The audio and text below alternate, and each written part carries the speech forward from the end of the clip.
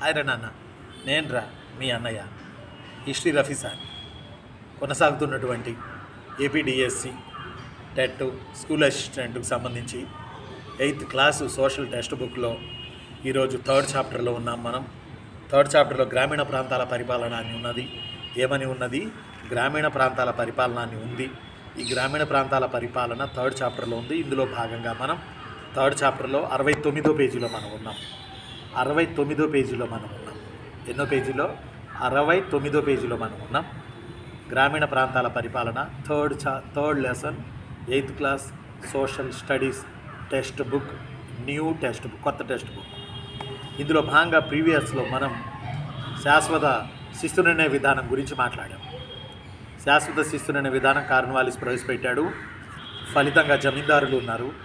జమీందారులు బ్రిటిష్ వాళ్ళకి రక్షణ కల్పించారు. కానీ ఒక దశ దాటిన తర్వాత జమీందారులు బ్రిటిష్ వాళ్ళకి ఏమంటారు, వరంగా చెప్పాలంటే బ్రిటిష్ వాళ్ళని ఇబ్బంది పెట్టారు. జమీందారులు కౌలు రైతుల దగ్గర వసూలు చేసుకునేది ఎంతో క్లారిటీ లేదు, కానీ జమీందారు బ్రిటిష్ వాళ్ళకి చెల్లించేది క్లారిటీ ఉన్నది. కాబట్టి జమీందారీ పద్ధతిలో కౌలు రైతులు నడ్డి విరిచి వాళ్ళు వడ్డీలు తెచ్చుకునేటట్టు చేసి వాళ్ళకి భూములపై ఎలాంటి బాధ్యతలు హక్కులు లేకుండా చేసి మొత్తం జమీందారులు బాగుపడ్డారు అని మనం చెప్పుకున్నాం. ఫలితంగా బ్రిటిషోడు జమీందారులను కూడా ఇబ్బంది పెట్టడం వల్ల 1837లో మొట్టమొదటిగా జమీందారులందరూ కలిసి బెంగాల్లో లేదా కలకత్తాలో ఒక జమీందారీ అసోసియేషన్ ఏర్పాటు చేశారు. దాని పేరే బెంగాల్ ల్యాండ్ హోల్డర్స్ సొసైటీ. దాని పేరే నందు బెంగాల్ ల్యాండ్ హోల్డర్స్ సొసైటీ. 1837లో ఏర్పడింది అని కూడా మిగిలిన చెప్పడం జరిగింది. అంటే కంపెనీ తన ఆదాయ మార్గాలను చూడడానికి, కంపెనీ తన దైనందిన వ్యవహారాలు చేసుకోవడానికి, కంపెనీ తన ఆదాయాన్ని పెంచుకోవడానికి, కంపెనీకి పెరుగుతున్న సైనిక ఖర్చులను మేనేజ్ చేసుకోవడానికి, భారతదేశాన్ని ఏ విధంగానైనా సరే పిండుకోవాలని ఆర్థికంగా రకరకాల ప్రయత్నాలు చేపట్టింది.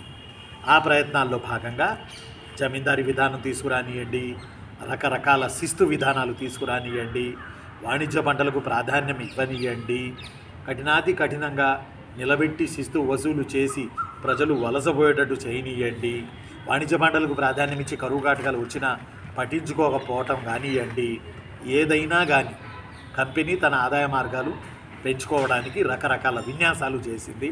అలాంటి విన్యాసాలలో భూమి శిస్తు విధానాలు ఒక పాయింట్. ఇందులో ఆల్రెడీ శాశ్వత శిస్తు నిర్ణయ విధానం గురించి మీరు తెలుసుకున్నారు. 1793లో కార్న్వాలిస్ ప్రవేశపెట్టాడు. 1793లో ఈరోజు మీరు మహల్వారీ విధానం గురించి తెలుసుకుందరు. కానీ మీ టెక్స్ట్ బుక్లో ఏం రాసిందంటే 69వ పేజీలో కంపెనీ పాలన మరియు వ్యాపార ఖర్చుల కొరకు ధనం కావాలి, ధనం కొరకు శిస్తు విధానాలలో ఒక స్థిరత్వం ఉండాలి, అడ్డదిడ్డం ఉండకూడదు, గాలివాటం ఉండకూడదు, కరెక్టుగా శిస్తు వేస్తే ఆ పొలం మీద ఆ ప్రాంతం మీద ఇంత శిస్తు రావాలి అనేది మనకి మార్కెట్ కన్ఫామ్ అయితే మనం అది దేనికి ఖర్చు పెట్టుకోవాలో క్లారిటీ ఉంటుంది మనకి.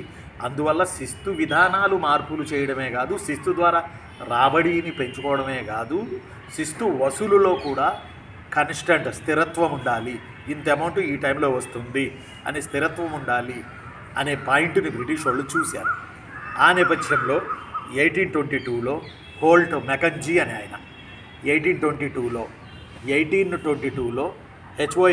హోల్ట్ మెకంజీ అని ఆయన మహల్వారీ విధానానికి తెరదీశాడు. మహల్వారీ విధానం గురించి మనం మాట్లాడుకోబోయే ముందు, ఈ మహల్వారీ విధానంలో కలెక్టర్లు ప్రతి గ్రామానికి వెళతారు, లోకల్ సర్వేయర్లతో కలుస్తారు, భూమిని సర్వే జరిపిస్తారు, ఆ భూమి మీద హక్కుదారుడిని గుర్తిస్తారు, ఆ హక్కుదారుడికి ఉన్న భూమి మీద ఎంత రాబడి వస్తుందో అంచనా వేస్తారు.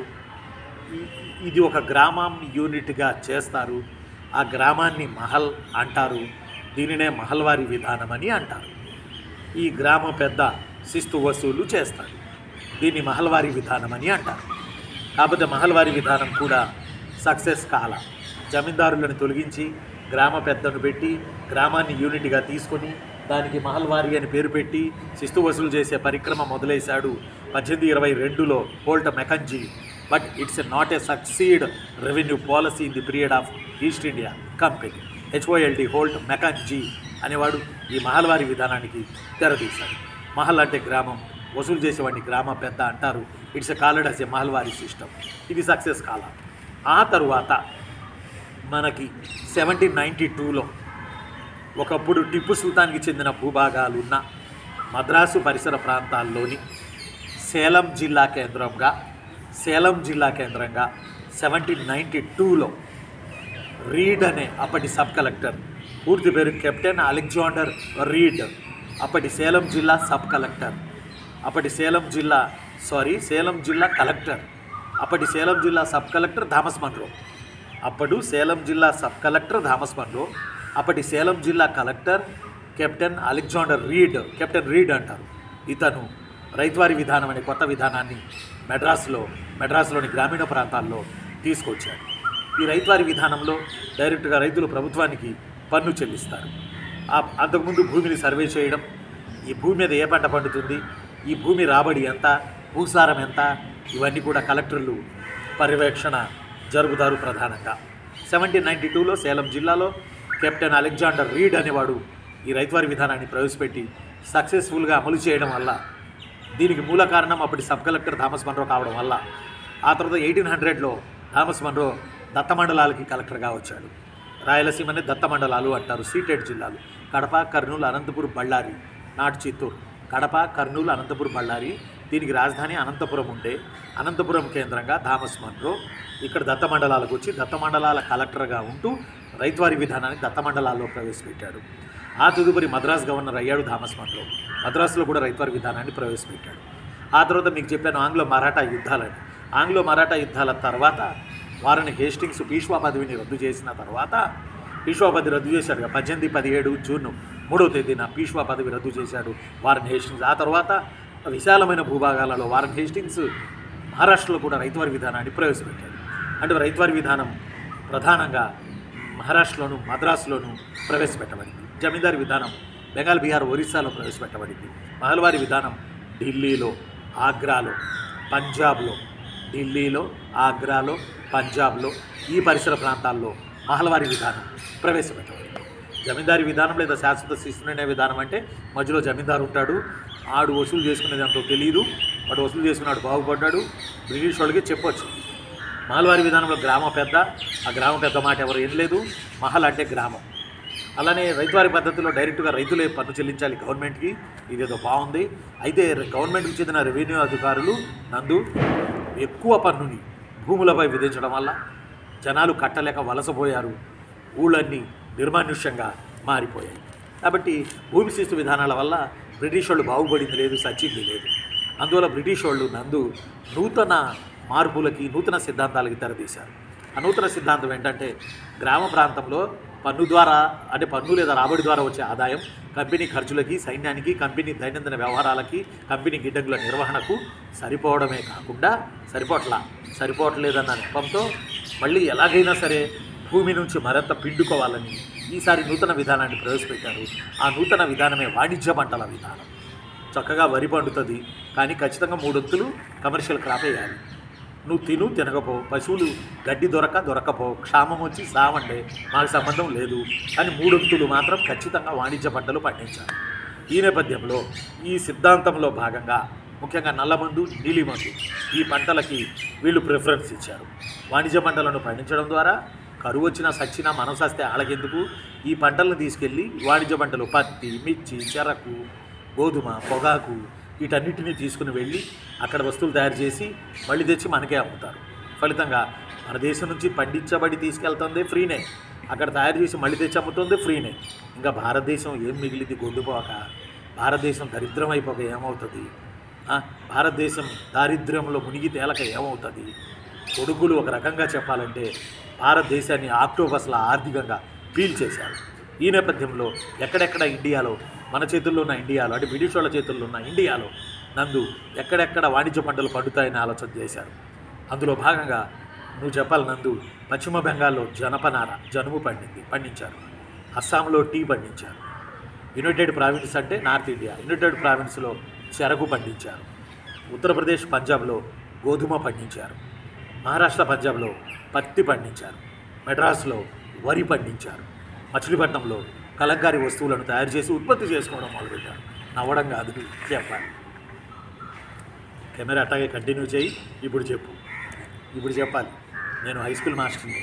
లేకపోతే నేను సెకండ్ గ్రేడ్ టీచర్ని, నువ్వు స్టూడెంట్, చెల్లెమ్మ నువ్వు నాకు చెప్పాలి, ఓకేనా? కాలు నొప్పుడుతుంది, ఇట్లా మార్చుకుంటా. ఇప్పుడు చెప్తా చూడు. ఇది రావాలంటే బెంగాల్ లేదా కలకత్తాలో, బెంగాల్లో జనుము పంట, అది వాణిజ్య పంట. బెంగాల్లో జనుము పంట. ఆ తర్వాత అస్సాంలో తేయాకు. తరువాత యునైటెడ్ ప్రావిన్స్లో చెరకు పంట.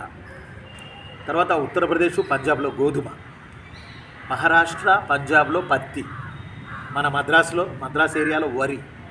మచిలీపట్నంలో కళంకారి. చెప్పరా? నేను చెప్తాను, నువ్వు చెప్పు. నేను చెప్తాను, అట్టాగే చెప్పు. రికార్డ్ అవన్నీ ఏం కాదు, మన పిల్లలకు కూడా ఉపయోగపడింది. బెంగాల్లో జనుము చెప్పు. బెంగాల్లో జనుము. Very good. అలానే అస్సాంలో అస్సాంలో తేయాకు చెప్పు. అస్సాంలో తేయాకు. యునైటెడ్ ప్రావిన్స్లో చెరకు పంట. అలానే ఉత్తరప్రదేశ్, పంజాబ్లో గోధుమ. వెరీ గుడ్ చిన్నమ్మ, గోధుమ. Very good. మహారాష్ట్ర, పంజాబ్లో పత్తి. Very good. యునైటెడ్ ప్రావిన్స్లో చెరకు. మహారాష్ట్ర, పంజాబ్లో పత్తి. మద్రాసులో వరి. మచిలీపట్నంలో కలంకారి. Very good. చూసారా, మా నందు చెప్పేసింది. వింటున్నారా మీరంతా? తమ్ముళ్ళు చెల్లెళ్ళు మన నందు చెప్పేశారు. ఇంకొకసారి నందు తీసుకోవద్దురా, ఇంకొకసారి చూడకుండా. బెంగాల్లో జనుము, అస్సాంలో తేయాకు, యునైటెడ్ ప్రావిన్స్లో చెరకు, ఉత్తరప్రదేశ్లోను పంజాబ్లోను గోధుమ, మహారాష్ట్ర పంజాబ్లో పత్తి, మహారాష్ట్రలో వరి, దెన్ మచిలీపట్నంలో కలంకారి. మద్రాసులో వరి, మచిలీపట్నంలో కలంకారి. Very good. అయితే ఆ రోజుల్లో వీళ్ళకి వాణిజ్య పంటల్లో భాగంగా నీలిమందు మీద మనసు పడింది. నీలిమందు లేదా నీలి రంగు. నీలిమందు అనేది ఒక మొక్క. ఈ నీలిమందు లేదా నీలి రంగు ఇచ్చేది మొక్క. ఈ మొక్కను వస్త్రాల అద్దకంలో రంగులు అద్దడానికి ఉపయోగిస్తారు. నీలిమందు మొక్క అంటారు. ఇది మన ఉష్ణమండల ప్రాంతాల్లో భారతదేశంలో విరివిగా పండుతుంది. దీనిని కనిపెట్టినోడు 19వ శతాబ్దంలో విలియం మోరిస్ అనే బ్రిటిష్ చిత్రకారుడు. విలియం మోరిస్ అనే చిత్రకారుడు 19వ శతాబ్దంలో మన నీలిమందుని ఉపయోగించి అందమైన ముద్రణ చేశాడు వస్త్రాల మీద. నీలిమందు భారతదేశం నుండి ఈ మొక్క దొరుకుతుంది. అప్పట్లో భారతదేశం ఈ నీలిమందు మొక్కను ప్రపంచానికి సరఫరా చేస్తుంది. For example Italy, for example France, for example బ్రిటన్లో దుస్తుల తయారీదారులు రంగులు అద్దడానికి మన భారతీయ నీలిమందు మొక్క తీసుకుని వెళ్ళేవాడు. విపరీతంగా నీలిమందు పండేది. ఆ నీలిమందు మీదే వందల కోట్ల పెట్టుబడి పెట్టి బ్రిటిష్ పెట్టుబడి లేదు, పాడలేదు, ఈ పండే ప్రాంతాల వాళ్ళని బెదిరించి ఈ పంటను వేయించి, ఈ పంటను పీకించి, తరలించి వాళ్ళు వస్త్రాలను నాణ్యమైన తయారు చేసి తెచ్చి మనకు అమ్మేవాళ్ళు. ఈ నీలిమందు రైతులు తిరుగుబాటు చేశారు. మేము నీలిమందు వేయం, మేము ఆహార పంటలు వేసుకుంటామని. లేదు, నీలిమందు మీరు వెయ్యాల్సిందే, నీలిమందు మొక్కల పంట వెయ్యాల్సిందేనని ప్రాణం తీశారు. కాబట్టి మనోళ్ళు నీలిమందు వేయక తప్పల. అందువల్ల కరువు వచ్చింది. అందువల్ల బ్రిటిష్ వాళ్ళ మీద తిరగబడ్డారు. నీళ్ళు దర్పణ్ అని ఒక నాటకం కూడా వచ్చింది ఆ రోజుల్లో బెంగాల్లో. కాబట్టి ఇక మనకి థర్డ్ లెసన్ గ్రామీణ ప్రాంతాల పరిపాలన అనేది ఇక ఈ లెసన్ ఇక్కడి వరకు ఆపితే మనం ఈరోజుకి మిగతాది మొత్తం లాస్ట్ వరకు నీలిమందు గురించే ఉంది, నీలిమందు పంట గురించే ఉంది. అసలు ఏంటో దాని ప్రాధాన్యం ఏంటో రేపు మీకు చిలక్కు చెప్పినట్టు నీటుగా అర్థవంతంగా చెప్తా. ఈరోజు మనకి లెసన్లో మనకి కెప్టెన్ అలెగ్జాండర్ రీడ్ అని వచ్చాడు. ఆయన రైతువారీ విధానాన్ని మెడ్రాస్ ప్రాంతంలో ప్రవేశపెట్టినవాడు. అలానే మోరిస్ అని వచ్చాడు. ఈయన మన నీలిమందు ప్లాంట్ మొక్కలను తీసుకెళ్ళి మొట్టమొదటిగా చిత్రం గీసినవాడు. అలానే వాడెవడు హోల్ట్ మెకంజీ మహలవారి విధానానికి మూల పురుషుడు. థామస్ మన్రో రైతువారి విధానానికి మూల పురుషుడు. అలానే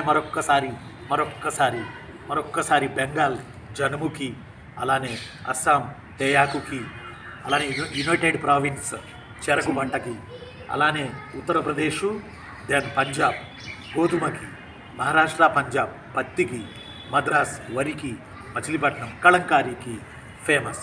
ఈ వాణిజ్య పంటలను పండించి వాళ్ళు తీసుకెళ్ళి వస్తువులు తయారు చేసి తెచ్చి మనకు అమ్మేవాళ్ళు. ఇక్కడ పండించేది ఖర్చు లేదు, అక్కడ తయారు చేసే వస్తువులకి మన డబ్బే, మళ్ళీ తెచ్చి మననే అమ్మి ఓ రకంగా చెప్పాలంటే ఆర్థికంగా మనకి మెంటల్ ఎక్కిచ్చేశారు బ్రిటిష్ వాళ్ళు. వడ్డీ పోయాం ఆర్థికంగా మనం. నీలిమందుని ఎలా యూజ్ చేసుకున్నారనేది, నీలిమందు పంట గురించి 3rd చాప్టర్ ఎండింగ్ పార్ట్ రేపు చెప్పుకుందాం. నేను మీ అన్నయ్య హిస్టరీ రఫీ సార్. వీడియో తీసిన నందు కూడా థ్యాంక్స్ చెబుదాం. ఈ వీడియో మీరు సబ్స్క్రైబ్ చేయాలి, షేర్ చేయాలి, లైక్ చేయాలి. మీ ఫ్రెండ్స్కి, డిఎస్సి ప్రిపేర్ అవుతున్న ఎక్కడెక్కడో ఉన్న మీ ఫ్రెండ్స్కి మీరు ఇవ్వాల్సిన అపురూపమైన కానుక హిస్టరీ రఫీ సార్ ఈ క్లాసే. ఉంటాను. నేను మీ అన్నయ్య history Rafi sir. Sign out.